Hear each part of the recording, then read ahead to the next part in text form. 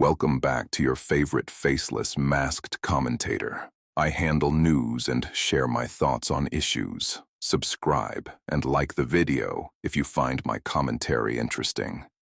It seems I was too trusting of the ceasefire between Iran and US. I knew it would run into trouble, but I didn't think it would take such massive turns this quickly. I didn't consider the massive amounts of infighting in Iran influencing recent decisions. I didn't consider Israel to take cheap shots at Hezbollah bases. All the while, empty tankers from other nations are now coming to us, the United States for oil, and Saudi Arabia, fully restoring their own pipeline that completely bypasses the Strait of Hormuz. Honestly, I can't tell if the pieces are falling naturally or if the president and Israel were playing 5D chess since the start. Let's start from the ceasefire announcement. Three big things happened here after the notice. The first was negotiations between the US and Iran in Pakistan as a mediator.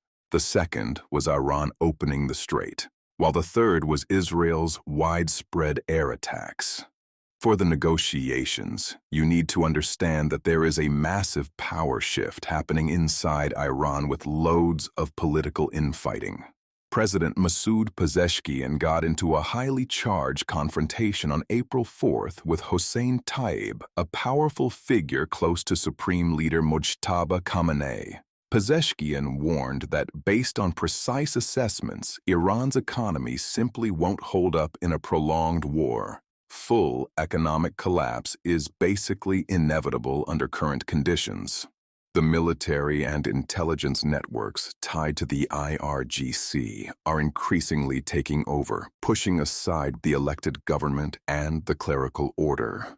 Insiders describe it as an ideological collapse of the Velayat-e Faqih model that's defined the Islamic Republic.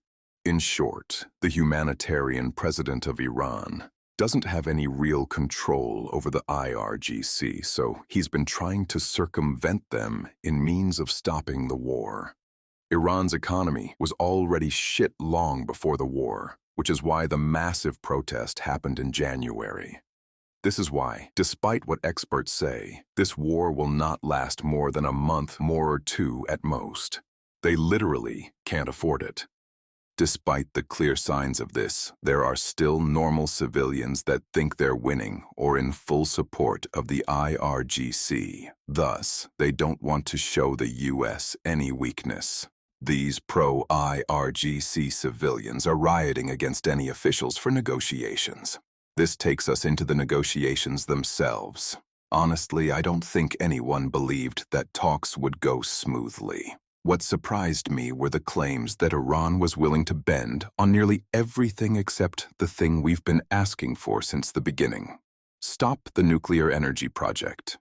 You would think that after everything that's hurt their economy, the riots, dead leaders, and military assets, along with eroding trust between other nations, giving up their uranium would be a no-brainer. We've given them so many off-ramps, but they just keep fucking around.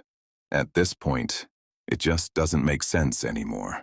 Next is Israel, who had the smart idea to launch strikes on more than 100 targets across Beirut, the Bekaa Valley, and southern Lebanon in a matter of minutes. The bloodiest single day since the war began. Israel said they were hitting Hezbollah military infrastructure and even announced they killed an aide to Hezbollah's chief Naim Qassem, but Lebanese officials, including Parliament Speaker Nabi Berri, called the strikes on densely populated areas a full-fledged war crime that coincided with the ceasefire announcement. Here's the big gotcha. The ceasefire agreement was only between the US and Iran. In fact, Israel was nowhere in the statement, nor were any of Iran's proxy allies. The timing of all this is too clean. Trump threatens massive bombings if Iran doesn't come to the table. Iran agrees to a ceasefire. As all groups are winding down, Israel launches its most aggressive strikes, targeting Hezbollah.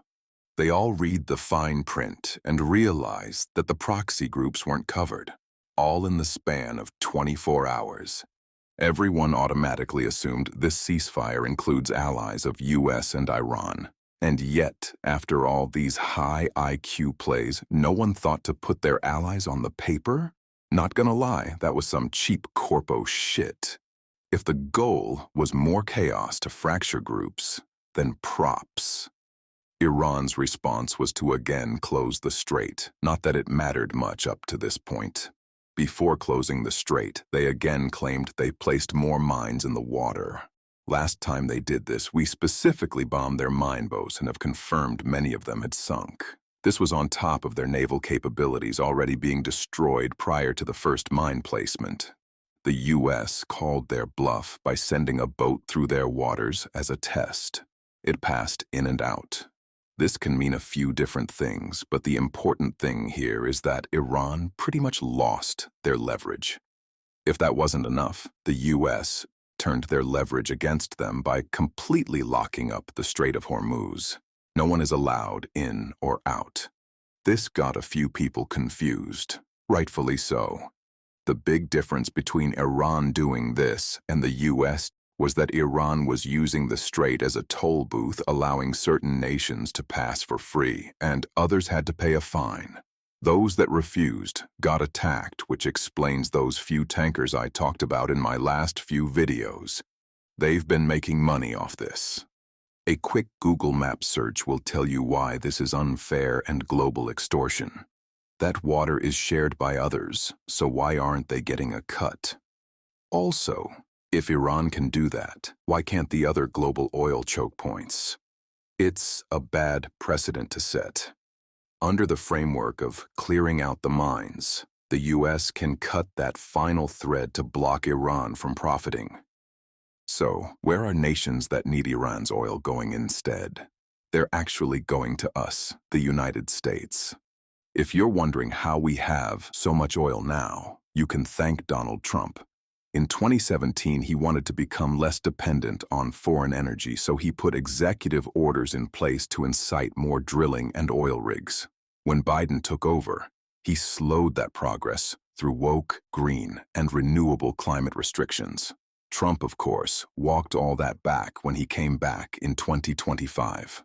Another interesting development comes from Saudi Arabia restoring their east-west oil pipeline, which bypasses the strait to the Red Sea instead.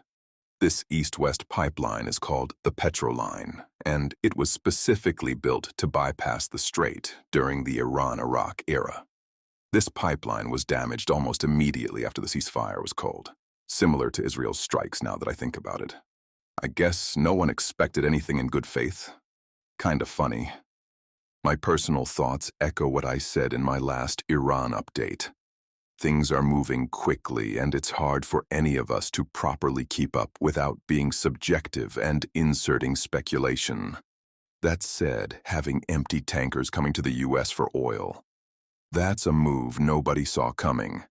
Many are guessing that this was the main reason for the ceasefire. The US blockade on the strait may have been another goal, but I'm not sure how they connect here.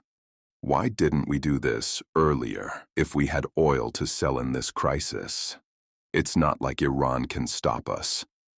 There's also France helping out with clearing the strait, but that's another topic for my next video. Either way, I don't have much thoughts on this war stuff because I'm more interested in the curtain call. Iran is gonna cave. It's not even a debate.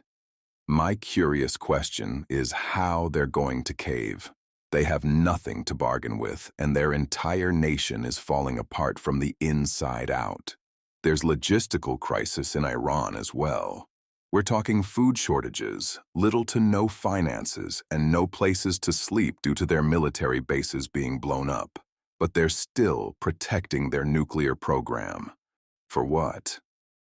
Thanks for watching. If you enjoyed this update, make sure to subscribe, hit that like button, and drop a comment with your take. I'll see you in the next one.